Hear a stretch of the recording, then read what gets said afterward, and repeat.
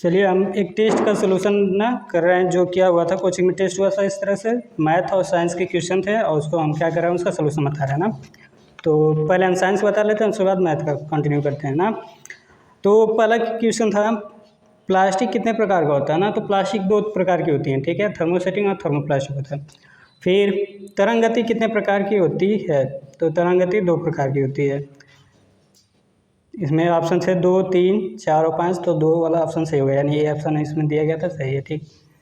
उर्ध्वपातन का उदाहरण, पहला ऑप्शन था चूना और नौसादर, दूसरा ऑप्शन था कपूर और नौसादर, तीसरा ऑप्शन दिया गया था आपको दूध और तेल, और इनमें से कोई नहीं। तो कपूर और नौसादर क्या होते हैं, उर्ध्वपातन के उदाहरण, ठीक है। क्यों, ऊर्ध्वपातन क्या होता है, एक ऐसे पदार्थ हों जो ना क्या हों, सीधे ठोस अवस्था से सीधे किस में चेंज हो जाए, गैसीय अवस्था में, यानी ठोस रहे हैं और उनको आप ना किसी तरीके से बर्न किया थोड़ा सा तो किस में चेंज हो जाएंगे, गैसीय अवस्था में। तो ऐसे पदार्थ क्या होते हैं, ऊर्ध्वपातज कहलाते हैं, ऊर्ध्वपातन। ध्वनि का वेग सर्वाधिक होता है, तो ध्वनि का वेग सर्वाधिक कहाँ होगा, ठोस में होगा ना, उससे कम द्रव में और उससे कम क्या होगा, गैस में होगा। और ध्वनि एकदम कहीं भी नहीं सुनाई देगी, अगर वो है तो निर्वात। प्रकाश की चाल होती है 3 लाख किलोमीटर प्रति सेकेंड, यानी 1 सेकेंड में प्रकाश 3 लाख किलोमीटर चल जाएगा, इसलिए इसकी चाल हो गई है 3 लाख किलोमीटर प्रति सेकेंड। पदार्थ का सबसे छोटा भाग जो स्वतंत्र अवस्था में रह सकता है, तो पदार्थ का सबसे छोटा भाग आप देखेंगे तो अणु, लेकिन अणु जो होता है स्वतंत्र अवस्था में रह सकता है ना। सबसे छोटे भाग की बात करें तो परमाणु है, और उससे ना थोड़ा सा बड़ा क्या, अणु, ये स्वतंत्र अवस्था में रह सकता है अणु, लेकिन परमाणु स्वतंत्र अवस्था में नहीं रह सकता। पास्कल मात्रक होता है, दाब का मात्रक क्या होता है, पास्कल। याद रखेंगे पास्कल और पार्सेक, पार्सेक क्या, दूरी मापने की सबसे बड़ी इकाई है, प्रकाश वर्ष से भी ज़्यादा आई है। उत्तोलक कितने प्रकार का होता है, उत्तोलक जो होता है 3 प्रकार का होगा ना।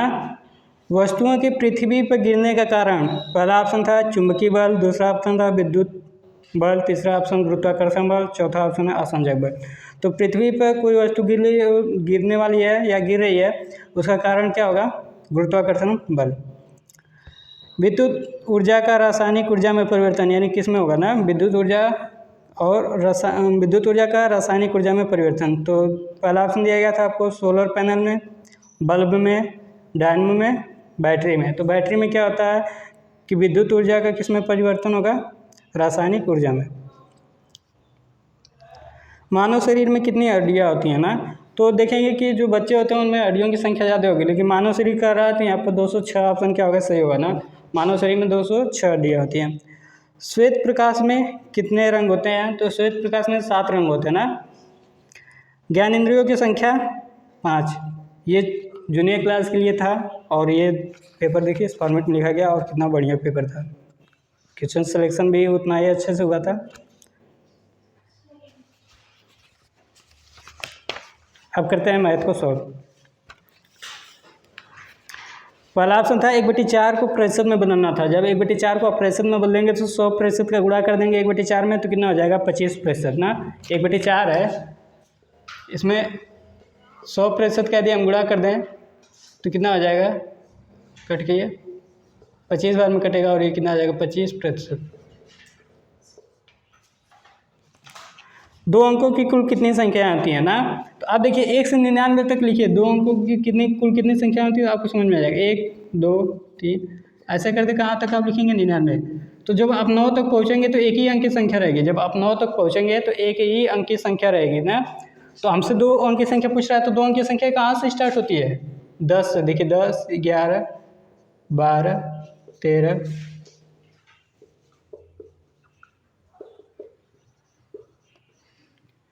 अब इनकी संख्या कितनी है, यही हमसे पूछ रहा था ना, 2 अंकों की कुल कितनी संख्याएं होती हैं। तो उनकी संख्या कैसे पता करेंगे आप, 2 अंकों की बड़ी से बड़ी संख्या में से माइनस कर दीजिए, एक अंक की सबसे बड़ी संख्या, पता चल जाएगा 90। फिर अगला क्वेश्चन है 2 का 2 भागे 2 प्लस 2 माइनस 2, यानी 2 का 2 भागे 2 प्लस 2 माइनस 2। चलिए का को पहले हल करेंगे ना, ठीक है। तो अब देखिए 2 का मतलब क्या हो गया, गुणा, यानी 2 में 2 का गुणा कर दिया, कितना हो गया आपका 4। भाग करेंगे 2 का, प्लस 2 माइनस 2, 4 में 2 का भाग देंगे कितना आएगा 2 ना। अब फिर +2 है, फिर -2, 2 में 2 जोड़ लिए कितना हो गया 4, 4 में से आप 2 घटा लीजिएगा कितना हो गया 2।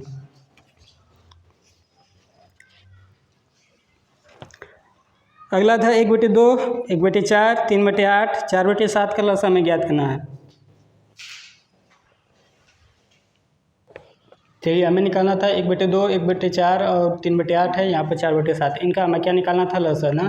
तो हम फार्मूला क्या लगाएंगे भिन्नों का लसा, क्योंकि ये भिन्न के रूप में है, तो इनका लसा बराबर क्या होगा अंशों का लसा बटे हरों का क्या हो जाएगा मासा। तो आप देखिए क्या निकालेंगे अंश जितने इनका क्या निकालेंगे आप लसा। तो 1, 1, 3 और 4 का लसा, यानी 3 और 4 से विभाजित होने वाली सबसे छोटी संख्या ना। तो क्या है 12, 3 और 4 दोनों से कट जाता है तो 12 लिखेंगे। ठीक है, फिर 2, 4, 8 और 7 इनका आप मास निकालिएगा तो कितना आएगा। देखिए कौन से ऐसी बड़ी से बड़ी संख्या जो सभी को विभाजित कर दे। तो आप देखेंगे कि एक ही ऐसी संख्या होगी सिर्फ एक जो क्या करेगी सबको विभाजित कर देगी, यानी वो कौन है संख्या है 1। ठीक है, तो 12 में 1 का भाग दे लीजिएगा आप कितना आ गया 12। फिर दिया है 2 अंकों की सबसे छोटी पूर्ण वर्ग संख्या, यानी 2 अंकों की सबसे छोटी कौन सी ऐसी संख्या है जिसका हम वर्गमूल आसानी से निकालेंगे और पूर्ण संख्या में आनी चाहिए। ठीक है, तो देखिए 2 अंकों की सबसे जो छोटी पूर्ण संख्या वो क्या है 16। ये क्या है 2 अंकों की, देखिए 3 का वर्ग कितना होता है 9, इसके बाद 4 का वर्ग होता है 16, यानी अब यहीं से 2 अंक में प्रवेश कर जाता है ना। फिर है 100 पर घाते 1/2 का मान। अगला क्वेश्चन है 100 पर घाते 1/2 का मान। तो देखिए जब किसी भी संख्या पर घाते 1/2 लग जाता है तो उसका मतलब क्या वर्गमूल निकालना ना। जब किसी भी संख्या पर हम घाते 1/2 लगा देंगे उसका मतलब क्या वर्गमूल निकालना ना। तो आप 100 का वर्गमूल निकाल लीजिएगा। 100 को क्या लिख सकते हैं 10 × 10 ना।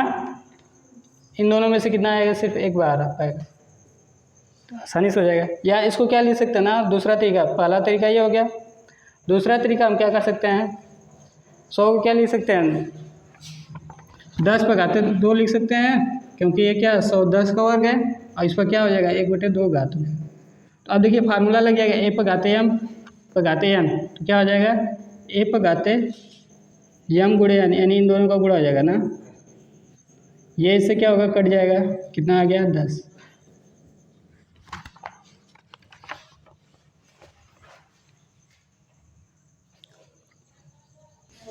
चलिए अगर किसी भी संख्या पर घात 0 हो तो उसका मान कितना होगा 1। अगर किसी भी संख्या पर घात 0 हो जाए तो उसका मान 1, लेकिन खुद संख्या क्या नहीं होनी चाहिए 0 नहीं। यदि 0 पर घात 0 करेंगे ना तो इंडिटरमिनेट फॉर्म बनता है जो क्लास 11 में पढ़ाया जाएगा ना।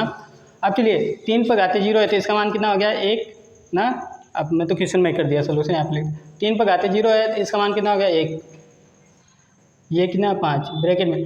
2 पर घाते 0 का मान 1, 5 पर घाते 0 का मान 1, 7 पर घाते 0 का मान 1। तो देखिए 3 हो गया ये 5 × 3 ना। यहाँ पर कुछ नहीं है तो हम क्या लेके चलेंगे गुणेगा ना। तो अब देखिए कितना हो गया ये 1 + 15, आसानी से हो गया ना।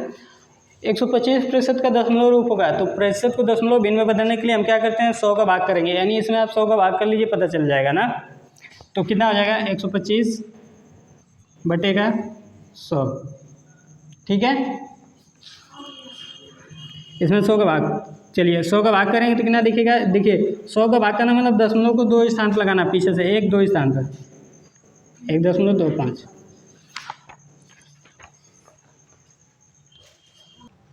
चलिए अभाज्य संख्या ना ऐसी संख्या जो 1 और स्वयं से बच कटे ना।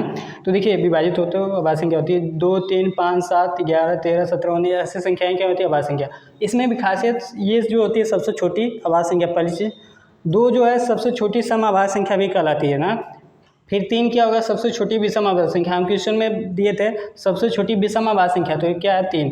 अक्सर एग्जाम में पूछा जाता है सबसे छोटी विषम अभाज्य संख्या 3, सबसे छोटी सम अभाज्य संख्या 2।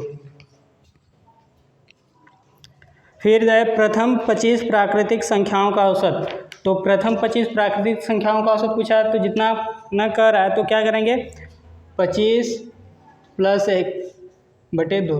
तो प्रथम 25 का प्राकृतिक संख्या तो क्या होता है फार्मूला प्रथम यान प्राकृतिक संख्याओं का औसत, तो यान +1 होता है और पूरे 1/2।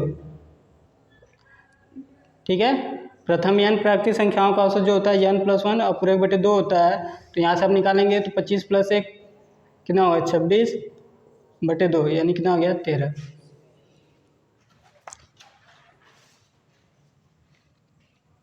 ऑप्शन में नहीं था ना, 13 कर लो, बनाओ इसको।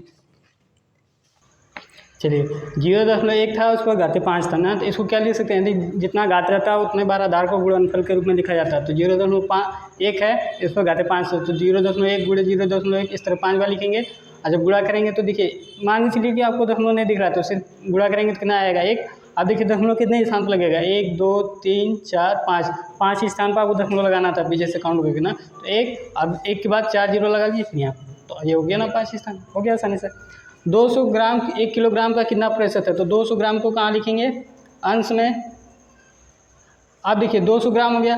अब 1 किलोग्राम में कितना ग्राम होता है, 1 किलोग्राम में बात करें तो 1000 ग्राम होता है ना, 1 किलोग्राम में कितना ग्राम होगा, 1000 ग्राम ना, क्योंकि जो अंश में रख रहे हैं वही हमारा क्या होना चाहिए, हर में भी होना चाहिए ना, तो यहाँ पर कितना हो जाएगा 1000 ग्राम।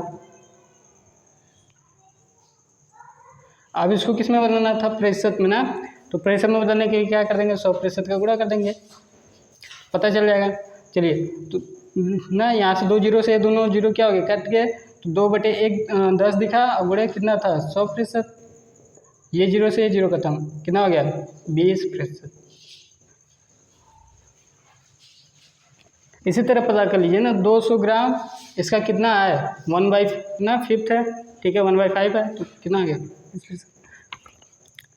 फिर है अगला, कड़ी में 1024 है, फिर कड़ी में 324, तो 1024 किसका वर्ग है ना, हम ये पता कर लें 1024 यानी इसका वर्ग निकालना। 1024 किसका वर्ग होता है 32 का ना, इसको सॉल्व करेंगे 32, और 324 किसका वर्ग होता है 18, तो 32 18 जोड़ लेंगे तो अब कितना हो जाएगा 50, आसानी से हो जाता है। यदि हमें ये पता है कि किसका वर्ग है ना, तो एग्जाम टाइम में हमें ये हेल्पफुल होगा ना।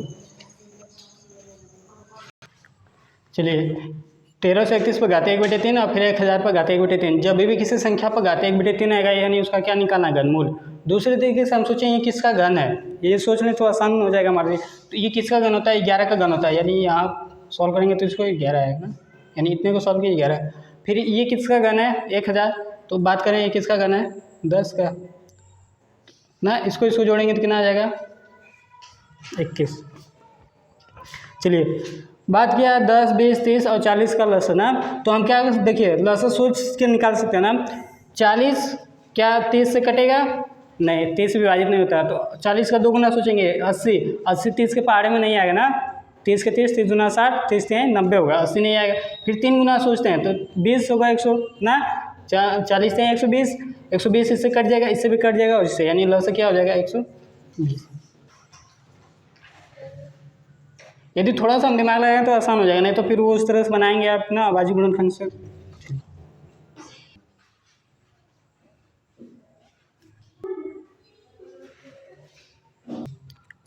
चलिए इस तरह के यदि आप ना हमसे टेस्ट ना देखिए, टेस्ट है पेपर ना आसानी से लिखा गया है, बहुत A1 आदित्य कोचिंग इंस्टीट्यूट, इस तरह का टेस्ट पेपर, मतलब ये सबसे सिंपल पेपर था ना जो सर बनाए थे। तो इस तरह का यदि आप टेस्ट देना चाहते हैं तो हमारे साथ आ सकते हैं ना। कहाँ पर है, बापू इंटर कॉलेज के बगल में। आसानी से देखिए क्या है कि जो पढ़ाया जाएगा उसको आपको बताया जाएगा, अलग अलग कंपटीशन एग्जाम में जो आएंगे ना क्वेश्चन आने के चांस हैं उसको यहाँ पर ठीक है टेस्ट के द्वारा बताया जाएगा।